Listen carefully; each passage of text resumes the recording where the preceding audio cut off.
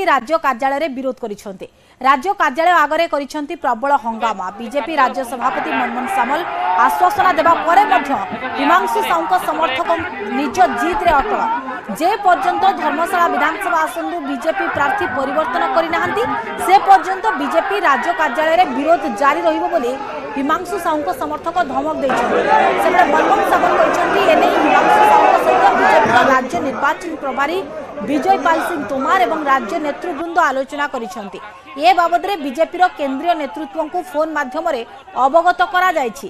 दलर केंद्रीय नेतृत्व जो निष्पत्ति नेबे ताहा ही निष्पत्ति हेबो।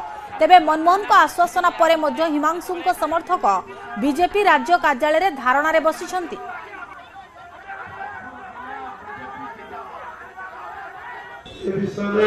निर्वाचन दायित्व विजय पाल सिंह तोमर ओडिशा निर्वाचन दायित्व दिखाई से विषय सब शुणी हिमांशु एवं ये बाबद राष्ट्रीय सभापति राष्ट्रीय साधारण संपादक एवं राष्ट्रीय नेतृत्व